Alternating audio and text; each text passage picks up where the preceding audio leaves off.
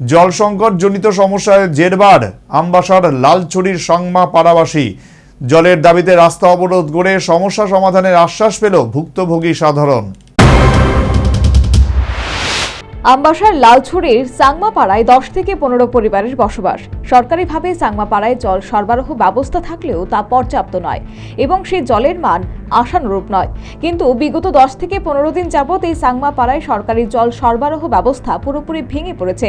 আর এই জল সংকটজনিত কারণে যে স্থানীয় সাধারণ বর্তমানে গভীর সমস্যার সম্মুখীন হয়ে পড়েছেন তা বলাই বাহুল্য।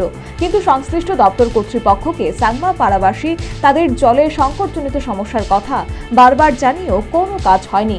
কর্তৃপক্ষ নির্বিকার, নিশ্চুপ। শেষ পর্যন্ত ধৈর্যযুক্ত এলাকাবাসী সাংমাপাড়ায় জল সরবরাহ ব্যবস্থা স্বাভাবিক করার দাবিতে শনিবার পথ অবরোধ আন্দোলনে সামিল হলেন। আমবাসার কচুছড়ায় শনিবার সাংমাপাড়াবাসী সড়ক অবরোধে বসে। নারী পুরুষ নির্বিশেষে এলাকাবাসী পথ অবরোধে সামিল হন। অবরোধের ফলে স্বভাবতই সংশ্লিষ্ট সড়কে যান চলাচল বন্ধ হয়ে যায়। রাস্তার উভয় পাশে অসংখ্য গাড়ি আটকে যায়, যার ফলে এক বিশৃঙ্খল পরিস্থিতি তৈরি হয়। খবর পেয়ে ঘটনাস্থলে চলে আসে পুলিশ, কিন্তু সংশ্লিষ্ট দপ্তর কর্তৃপক্ষের উপযুক্ত ব্যবস্থা গ্রহণের আশ্বাস ব্যতীত এলাকাবাসী পথ অবরোধ মুক্ত করতে রাজি হয়নি। তারা তাদের দাবিতে অনড়। জল সংকটের ব্যাপারে সংশ্লিষ্ট দপ্তর কর্তৃপক্ষকে অবহিত করলেও তারা নির্বিকার বলে অভিমত ব্যক্ত করলেন পথ অবরোধ আন্দোলনে সামিল জনৈক সাংমাপাড়াবাসী প্রবীণ। 10-15 দিন ধরে জল নাই, তো কি চাইতেছে? কইলেও তো কিছু করে না, জলও বেশি ভালো না, তবু তো চলতেছে, অনলে পাই না। এই জলের সমস্যাটা সমাধান হইলে তো আমরা এত ইয়া করার লাগে না। আমরা জল দিলে বাস শেষ।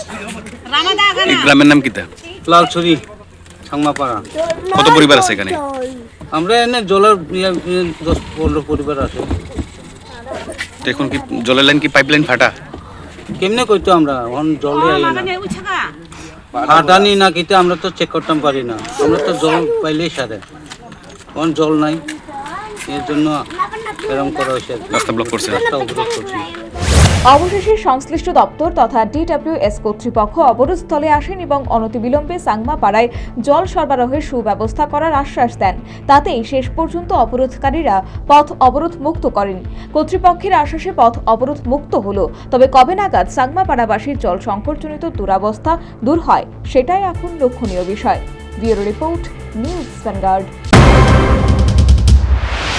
শিজা ইনস্টিটিউট অফ কিডনি সায়েন্সেস কিডনির জটিল রোগের চিকিৎসার জন্য এক উৎকৃষ্ট প্রতিষ্ঠান, যেখানে উত্তর পূর্ব ভারতের প্রথম এবিও অসামঞ্জস্য কিডনি প্রতিস্থাপন এবং মৃত ব্যক্তির কিডনি প্রতিস্থাপন করা হয়। এখানে 115টিরও বেশি কিডনি প্রতিস্থাপন এবং উত্তর পূর্ব ভারতের সবচেয়ে বেশি হিমোডায়ালিসিস করা হয়েছে এবং এই সংখ্যা দিন দিন বাড়ছে। Shija institute of kidney sciences Tripura সরকার সহ অরুণাচল প্রদেশ, মেঘালয়, মিজোরাম, মণিপুর এবং নাগাল্যান্ড সরকার দ্বারা স্বীকৃতি প্রাপ্ত।